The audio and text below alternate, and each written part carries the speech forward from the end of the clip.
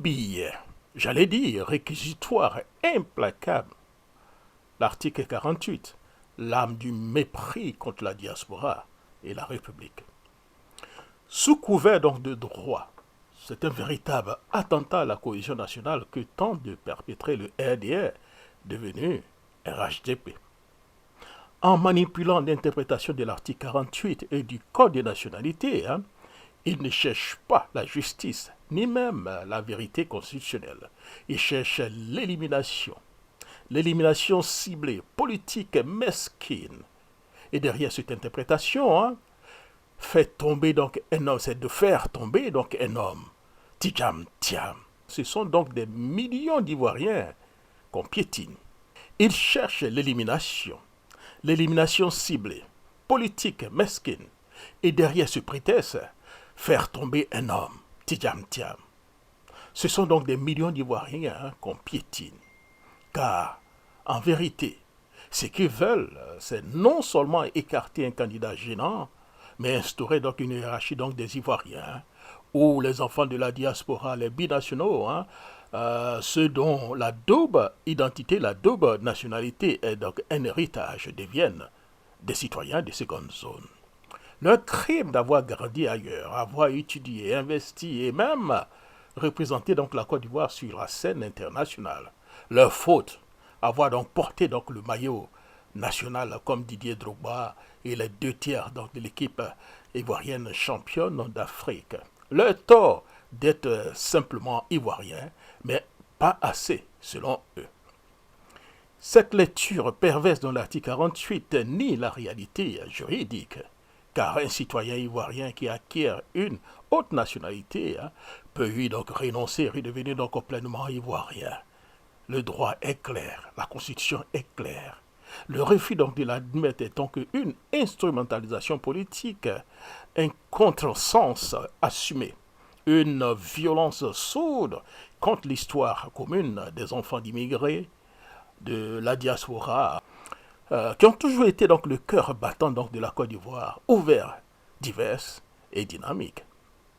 Mais ce qui est encore plus grave, c'est donc le lien cynique qu'ils veulent établir entre cette lecture erronée et le foncier rural, en voulant faire dire à la loi ce qu'elle ne dit pas, et tentent donc d'exclure donc des binationaux de la propriété foncière, comme si leur ivoirité, parce que c'est clair, l'ivoirité des RDR, s'était donc diluée dans leur passeport étranger.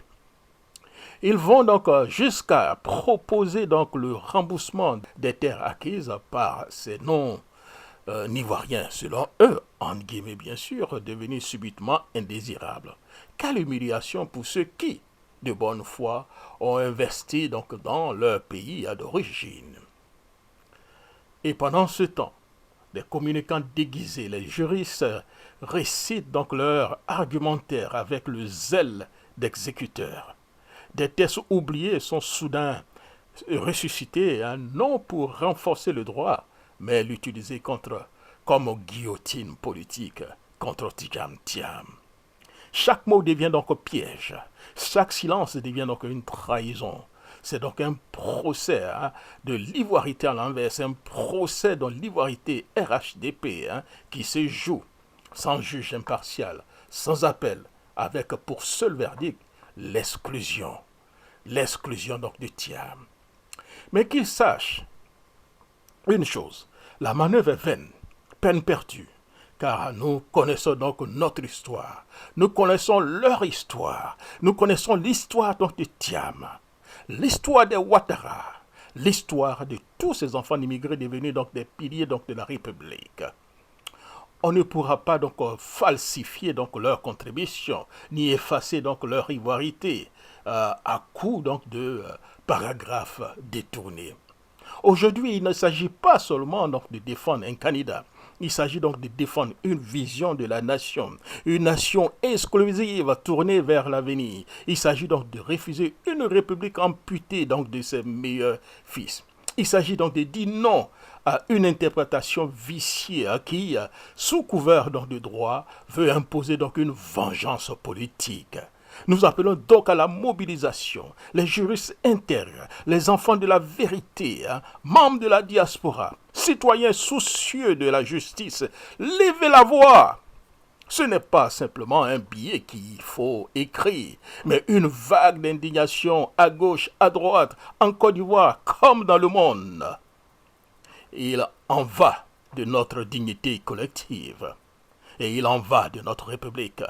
Vive la Côte d'Ivoire, vive la nouvelle Côte d'Ivoire, unifiée, vive la diaspora. J'en ai fini. Jacques Roger.